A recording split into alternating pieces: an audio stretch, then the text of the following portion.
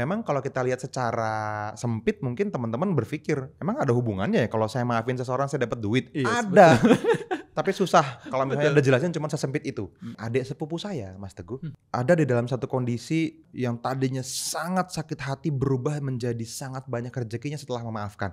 Dia seorang chef, kerja di restoran fine dining yang luar biasa bagus. Saya baru tahu kalau ternyata dia dalam kondisi yang lagi sangat sakit hati sama seseorang tetapi belum bisa mengikhlaskan. 100% masih sakit hati. Lama gak ketemu, dia akhirnya cerita. Di kondisi itu Mas Teguh, dia bisa beli mobil cash akhirnya. Wow. Gitu. Jadi bayangin ya, lebih dari setahun yang lalu ya mungkin dia dalam kondisi di mana dia 5 juta aja nggak punya gitu loh ya.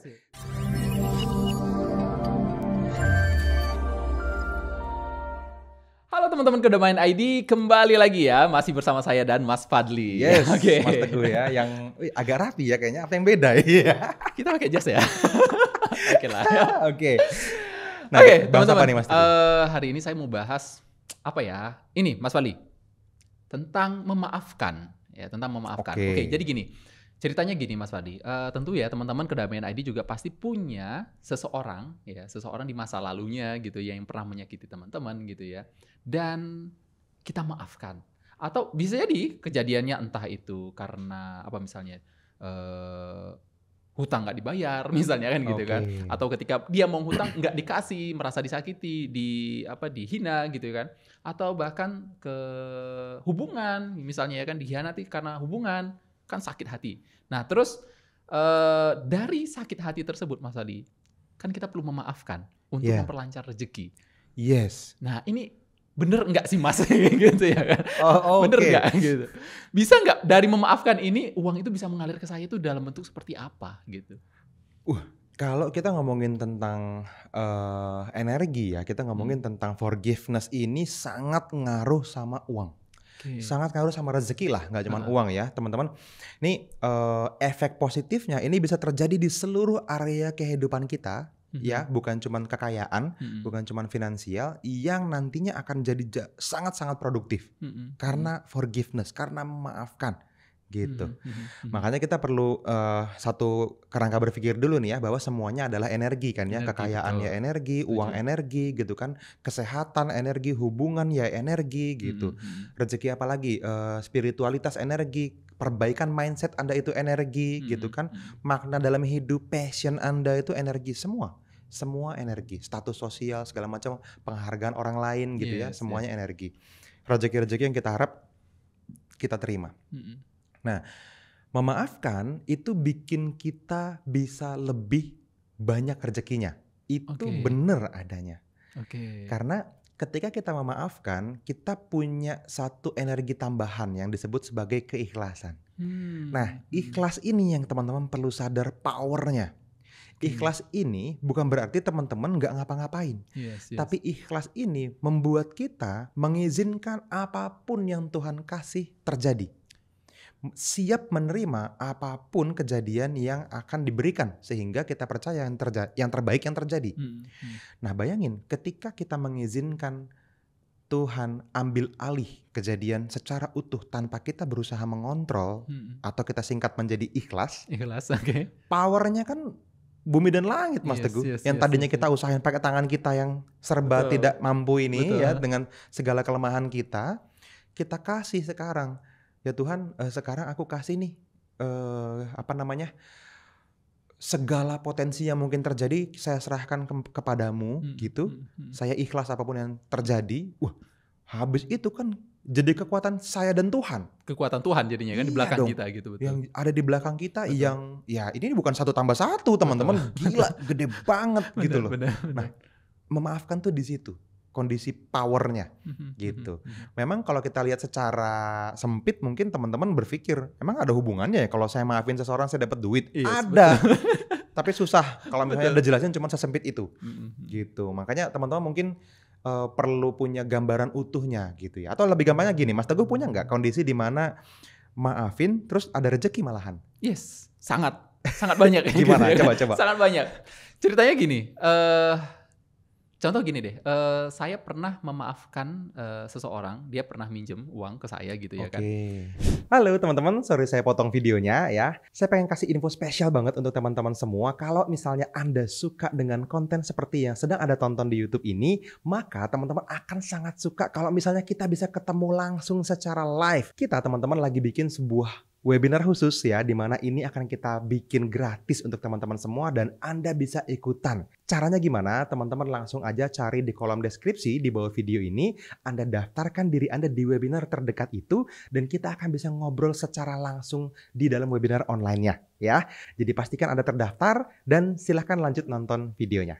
Dan ya udah saya ikhlasin aja, udah katanya besok bulan depan ya Gu gitu ya. Oke, nggak apa-apa gitu ya kan, siap. Habis itu ya lumayan lah nominalnya kan gitu. Dan di bulan kedepannya saya hubungi, belum ada Gu. Nanti ya, oke, nanti ternyata nanti kan kita sebagai ininya, ngapain sih gua sih orangnya nggak mau ribet ya. Kalau misalnya memang nggak ada dan udah capek nagih-nagih gitu, ya udah saya ikhlas kan gitu ya. Ya udahlah ngapain lagi ditagih kan gitu ya. Dan kalau misalnya saya tagih-tagih terus malahan memupuk saya untuk berharap satu-satunya income, satu-satunya uang dari situ kan gitu kan. Malahan jadi mental block ke saya kan gitu. Akhirnya ya udah saya ikhlasin aja. Dan alhamdulillahnya ya banyak aja rezeki ternyata yang itu diikhlaskan, ininya dapet yang lebih besar kan kayak gitu kan. Selalu ada seperti itu. Dan ternyata nggak hanya memaafkan hanya karena masalah uang ternyata Mas Fadi.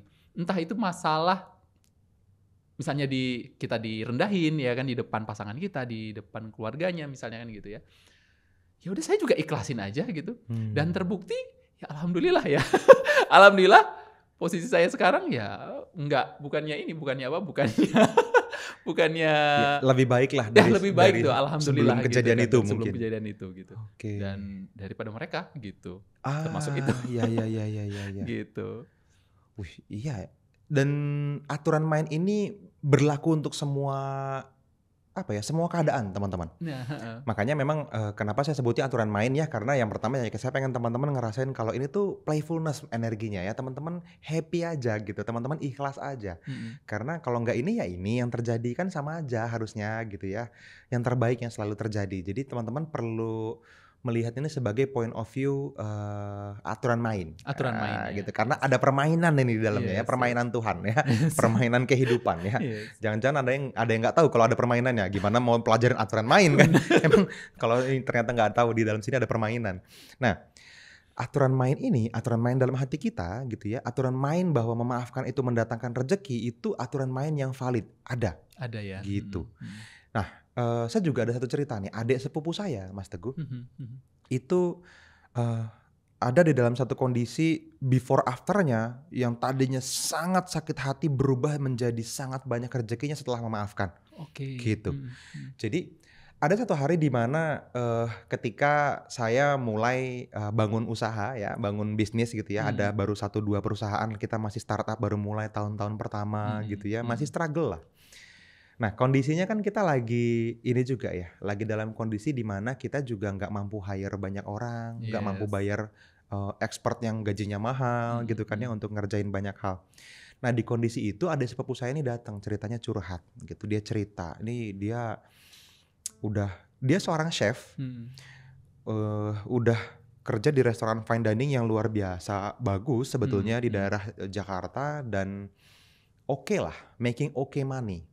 Tapi dia pengen udahan karena di kondisi di mana dia udah capek gitu ya, namanya restoran kan nggak semuanya sesuai dengan harapan kita ya. Happen to be waktu itu ya dia jadi sering banget terekspos sama bikin sesuatu yang melibatkan alkohol, melibatkan babi misalnya gitu kan, melibatkan hal yang menurut agamanya dia nggak nyaman. Nah tapi di sisi lain dia pengen, cuman nggak tahu apa. Nah akhirnya yaudah yuk kita bikin aja satu restoran bareng. Nah begitu ketemu, kita set up segala macam ya, berusaha bikin satu restoran. Saya paham ternyata, saya baru tahu kalau ternyata dia dalam kondisi yang lagi sangat sakit hati sama seseorang, tetapi belum bisa mengikhlaskan. 100% masih sakit hati. Belum bisa memaafkan. Belum bisa memaafkan. Kayak gitu. Kenapa saya tahu itu? Karena gini. Ada satu kejadian di mana saya tahu orangnya ya, yang dia sakit hati kepada gitu ya. Nah, cuman ada apa ya? relatives ya kalau in English ya, apa ya, ada hubungan persaudaraan lah sama salah satu karyawan yang kerja tempat saya. Oke. Yeah. Nah, adik sepupu saya kira orang ini anak kandungnya si itu gitu kan ya. Begitu dia lihat, dia tahu, oh gitu. Dari tadinya ngobrol santai, langsung ngegas, lu anaknya si ini, langsung gitu dia. Udah pengen digampar tuh. Iya. Enggak, gua gini dijelasin lah gitu kan. Oh, kirain ada hubungan, ternyata cuman kebetulan ini ya, happen to be crossing lah gitu ya, jalur hidupnya dia sama si orang yang dia kesal. Betul. Gitu. Tadinya ini nih, pengen gua hajar kalau ternyata lu anaknya dia gitu kan. Nah, teman-teman bisa bayangin sesakit itu mungkin ya kondisinya ya. Nah, satu masa akhirnya saya ajak hadir ke salah satu sesi yang bisa membebaskan dia dari rasa sakit hatinya itu, gitu. Yang kita ajarin sama teman-teman hari ini juga kita kita ngejalanin bareng sesi tap into your peace. Dia tapping, dia rilis rasa sakit hatinya, itu kondisinya juga susah Mas Teguh. Lagi dia ngelepas itu kan deg-degannya kerasa, kerikol perasaan sakit hatinya tuh dia sampai gebrak meja, gebrak gitu kan. Ngeluarin kata-kata kasar gitu kan. Kasar gitu ya. Akhirnya lepas dan ikhlas dan ya udah. Nah, ikhlasnya udah selesai. Ketika ditanya gimana ngebayangin kondisi dia di masa lalu ketika mungkin rasa sakit hatinya terjadi, atau dia bilang udah wujud ini tadi nginget gitu ya. sosok seorang yang tadinya dia kesel banget ini, dia bilang udahlah sih kayaknya udah nggak pengen bunuh lagi katanya. Sampai segitunya ya. Tadinya kalau ketemu mau dibunuh gue. Aduh. Asli. Gitu. Aduh. Sekarang kayaknya nggak apa-apa lah, udah lu gue aja lah, hidup masing-masing. Kita juga nggak tahu dia ada di mana sekarang. Gitu. Udah nggak pengen tahu, biarin aja. Udah ikhlas. Nah, singkat cerita kita bangun restoran bareng dan restoran kita sempat survive beberapa lama. Habis itu pandemi, kehajar lah ceritanya, nggak kuat untuk recovery dan kita akhirnya tutup. Ya teman-teman saya juga punya bisnis yang tutup ya, nggak semuanya lancar. Tutup dengan bahagia ini ya. Nggak cukup operasional segala macam, kita tutup lah. Dia chef utama di sana, dia akhirnya selesai lah gitu ya. Dia punya problem keluarga, dia perlu beresin problem keluarganya dulu. Nah, yang menarik, walaupun restoran itu cuma bertahan sesaat ya, sebentar ya, beberapa bulan cuman, tapi dalam kondisi di mana seluruh peralatan restorannya saya juga nggak tahu mau ngapain. Mau dijual kayaknya sayang ya, mau dipakai saya nggak punya kepentingan, udah bawa aja lah gitu. Saya bilang sama adik saya. Dia bawalah mudik ke kampungnya di Jawa Barat. Kuningan ya. Di Kuningan. Dia mulailah untuk recovery hidupnya, jualan kambing gitu kan ya, jualan bumbu, supply ke kedai-kedai makan kecil di daerah sana, nawarin ini ada bumbu premix udah jadi nih segala macam gitu. Nah, seiring berjalan waktu karena dia udah nggak pernah lagi fokus energinya ke situ, dia mulai banyak kreasi baru Mas Teguh. Nah, karena lama nggak ketemu, dia akhirnya cerita. Dia manggil saya Uda Fadli, Dafat gitu ya, karena kita masih ada keturunan Padang. Dafat, ini mau mampir deh nanti kalau datang ke sini ke rumah pengen cerita-cerita. Nah, di situ dia cerita. Di kondisi itu Mas Teguh, dia bisa beli mobil cash akhirnya. Wow. Gitu. Jadi bayangin ya, kurang dari lebih dari setahun yang lalu lah ya, mungkin dia dalam kondisi di mana dia 5 juta aja nggak punya gitu loh ya. Tapi sekarang bisa beli mobil cash, gila keren juga nih adik gue pikir gitu kan. Jadi wah, dan bahkan sekarang dia di kondisi di mana dia mohon doa gitu ya, mohon doa Dafat mudah-mudahan nanti ini lancar gitu ya. Dia lagi dalam proses untuk kerjasama sama salah satu tempat wisata di Pemalang dan lagi dalam proses payment, bentar lagi mau masuk duit 150 juta. Wow. Wih, saya pikir gila. Nah, ini nih hikmah yang perlu teman-teman ambil adalah ya, ini mungkin buat teman-teman yang nonton, forgiveness itu bikin kita bisa bener-bener ngelepasin semua hal yang mengganggu kita selama ini. Jadi seringkali kita kehabisan tenaga cuman karena belum maafin. Betul. Gitu. Dan ya saya paham kalau teman-teman mungkin punya kondisi di mana enak aja masa dia gue maafin gitu kan, enak aja udah banyak banget kerugian yang gue rasain dan bertahun-tahun gue menderita, tiba-tiba gue ikhlasin semuanya gitu. Teman-teman, maafin ini buat Anda, bukan buat dia. Karena kita nggak bisa ngabisin semua energi kita untuk tetap bertahan dalam kondisi sakit hati. Nah, mudah-mudahan Anda tahu ya kalau ini tuh apa ya, sesuatu yang bodoh untuk dilakukan terus-menerus gitu. Iya, iya. Bayangin kayak misalnya handphone ini kan ini ya, tadi kita punya RAM sekian. Betul. Udah nih kalau RAM-nya kepake habis, lemot handphonenya. Nah otak Anda tuh gitu. Kebayang nggak? Kepake Iya. buat belum memaafkan ini tadi. Sama rasa marah, sama rasa sakit hati gitu ya, kepake. Atau kalau mobil horsepower kan ya. Kepake nih habis horsepowernya. Sehingga mobilnya jadi lemot kan gitu. Udah kepake habis sama keadaan sakit hatinya gitu. Nah ini yang perlu dilepas. Bayangin kalau selama ini mungkin sebagian besar energi kita dipakai terkuras habis untuk tidak memaafkan.